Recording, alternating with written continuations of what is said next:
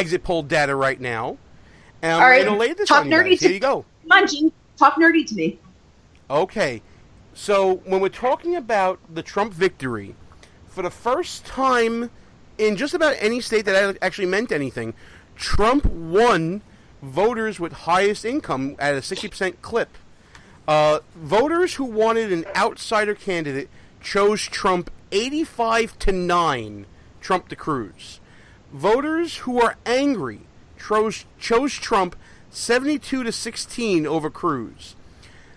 And here's where the whole immigration doesn't matter, but it matters in certain instances comes about. Voters who believe that we should support a ban of Muslim refugees coming in from Syria and other places, Trump 69, Cruz 17, Kasich 14. So while immigration may not have been an issue in the top issues exit polling that Amanda talked about earlier, the ban on Muslims and hatred towards undocumented Muslims coming into the country continues at a wide margin. Do you think that voters went into that, either one of you, I'm going to go to Amanda first, then Matt, do you think that voters went into the polls with Syrian refugees on their mind? Amanda, you first. You know what? I actually don't think so. I don't think it's been as much in the news lately as it had in the past. And I think that after everything that had happened in Brussels, I think as a whole the government has hit the brakes a little bit on taking in refugees. You don't hear the Democrats defending that talking point anymore, defending that policy, that position. So I think that has tampered down some of that concern amongst voters. So I think it's still in their head, but I don't think it was their motivating factor tonight. Matt, I have to agree. I think for the most part, Republican voters are really mad about the economy.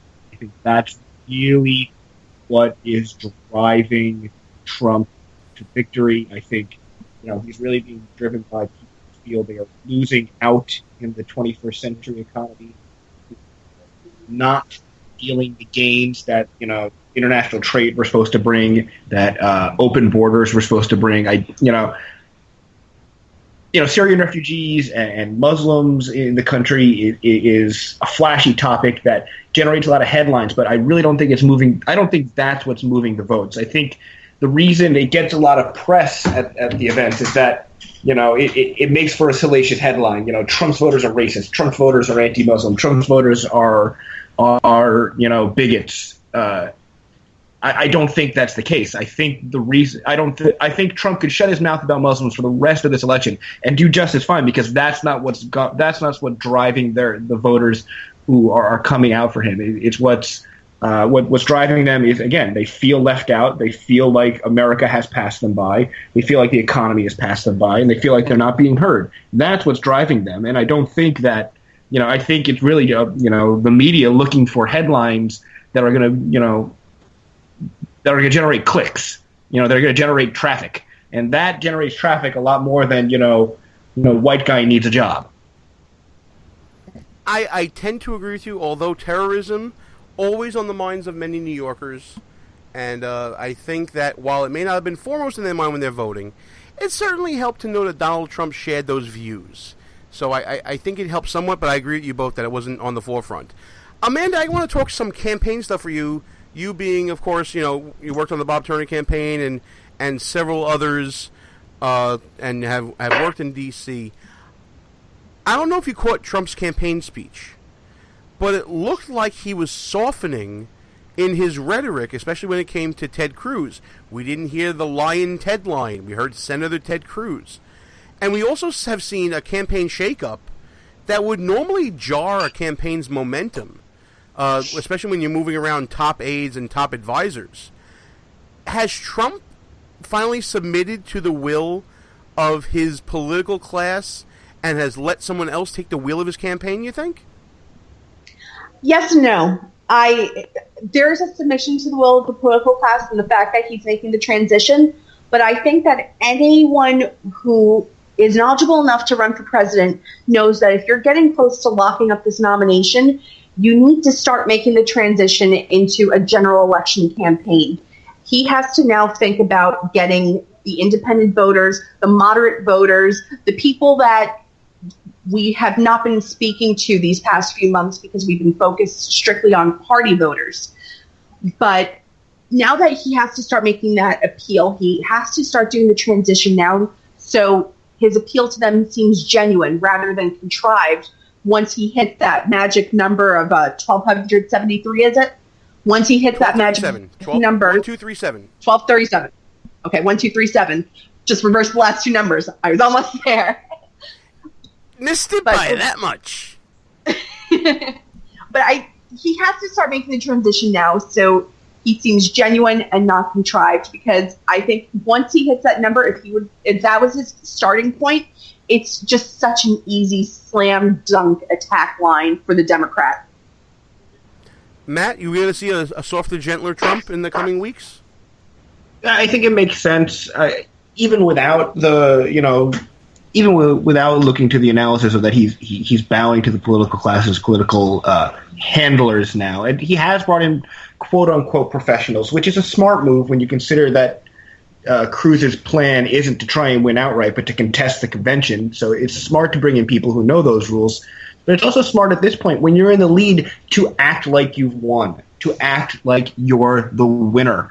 And the results tonight in New York is a good time to do that, because it's looking like it's going to be such a complete victory for him.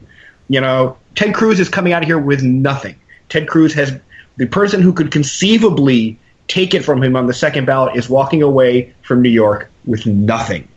And maybe John Kasich gets, 3 delegates here or there if he can keep him under 50% in some districts. And we'll see how that goes. It's almost as good as a sweep. So now is a great time, to use victory to mask those kinds of staff turmoil, those kind of staff reorganizations, and make it a kind of a coronation of, hey, look at me.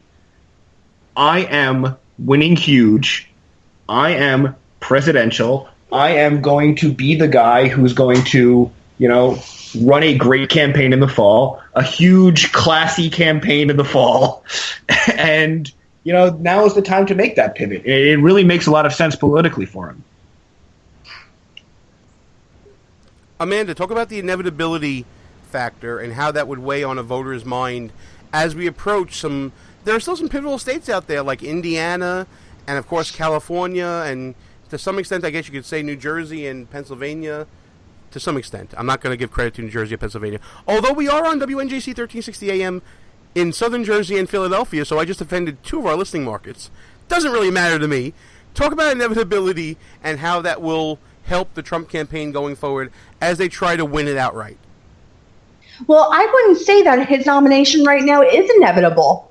I think that there's still so much that's up in the air. At this point, Cruz is only separated from Trump by 200 delegates at this point.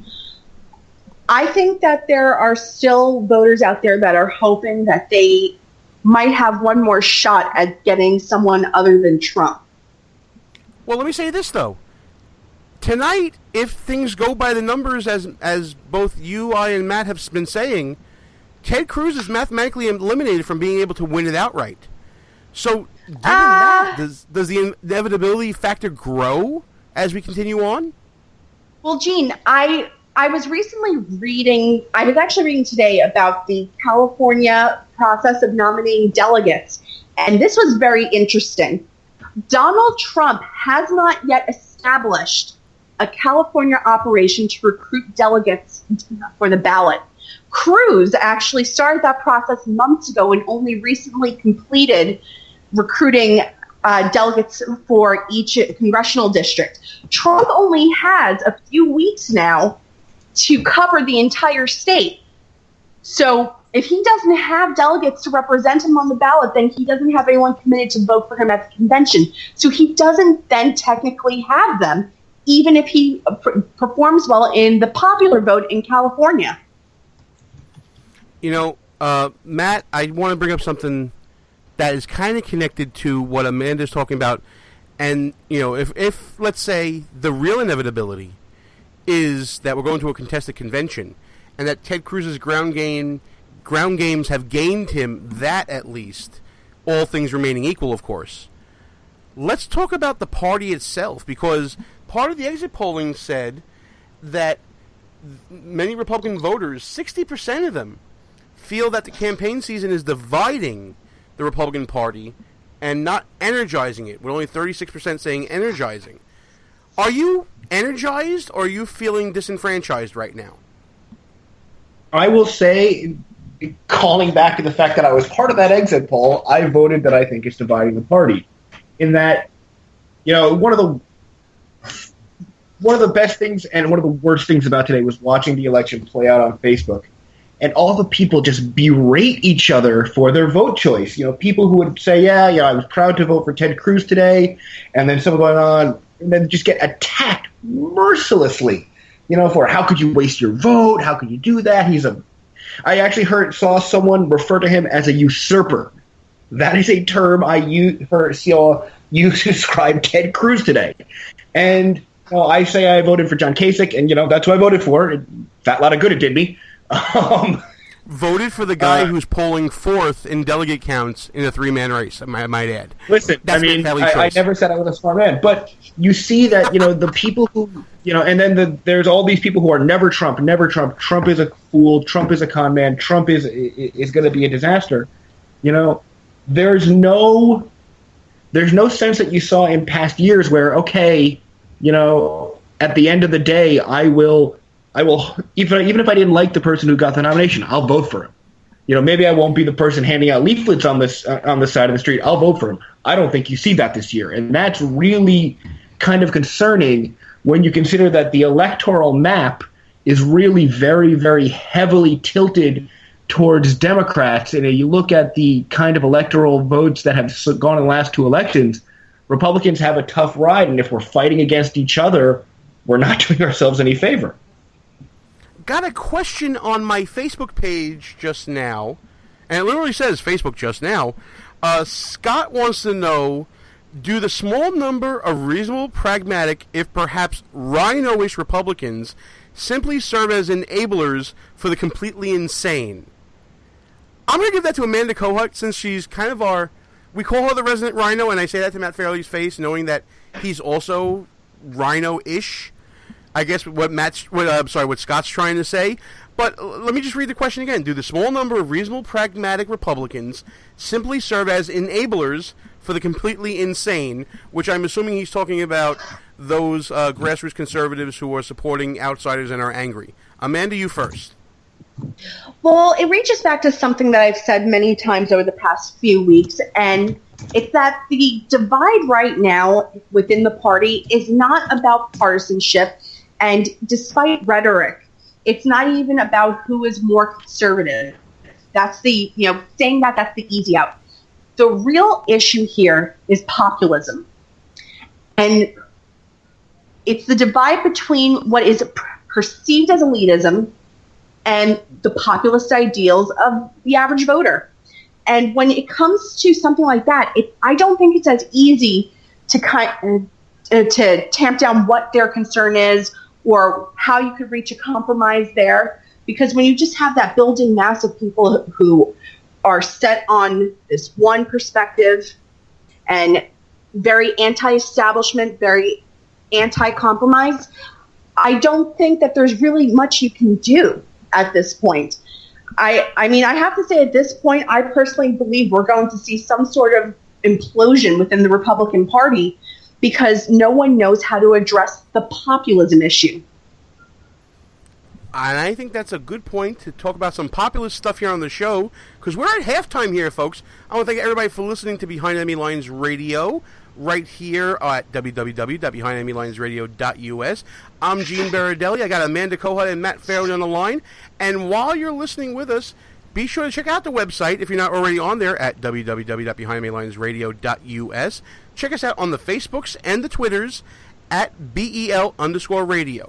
And if you missed any part of this show as we broadcast live on Tuesday nights on Spreaker, you can check us out at any of our rebroadcast outlets, including WNJC 1360 AM, Philadelphia's Renaissance Station, the Internet's Conservative Radio Network, ICRN, Red State Talk Radio, High Plains Talk Radio, which also carries us live